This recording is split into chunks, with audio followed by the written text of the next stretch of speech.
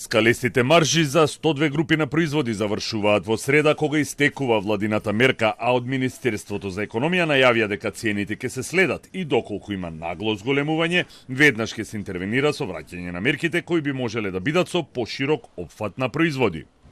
Министерот за економија и труд Бесар Дурмиши вели дека мерката била успешна и дала резултати, а тоа го покажале статистичките податоци кои регистрирале намалување на цените во делот на храна и пијалаци, како и пад на инфлацијата. Мерката ги давале своите резултати, односно во месец март имаме инфлација од 2,7%, а споредено со месец февруари имаме дефлација за 1,3%, во делот на храна и пијалоци намалени се цените. Пазарната инспекција продолжува на терен и ќе внимава што се случува со цените на производите во маркетите и доколку почнат да се зголемуваат ќе го алармира Министерството. А Дурмиши не исклучува враќање на мерките и проширување на групите на производи кои би биле опфатени. Ако не се однесуваат како што треба трговците или ги зголемуваат цените, ќе има пак поригорозни мерки од она што го имавме сега. Ограничување на маржите на сите тие производи или ќе биде вредноста на ограничување на маржите поголема.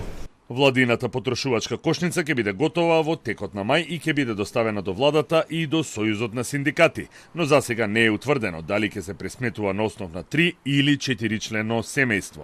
Ќе биде точно прецизирано кои производи во кој временски период се потрошат, ќе биде прецизирано цените од каде се земени, ќе се земат од повеќе трговци, не само од 2 или 3 како што е во синдикалната кошница. После кога ќе се формира репрезентативност на синдикатите, ќе биде доставена и до економски социјален совет, ќе се разгледа и ќе се мислам дека ќе се гласи и ќе биде достапна и за јавноста. Последните податоци на Сојузот на синдикати покажаа дека минималната синдикална кошничка за месец април изнесува 62.691 денар и е за 836 денари поскапа во споредба со март, а третина од кошницата 21.500 денари се потребни за најосновните храна и пијалаци.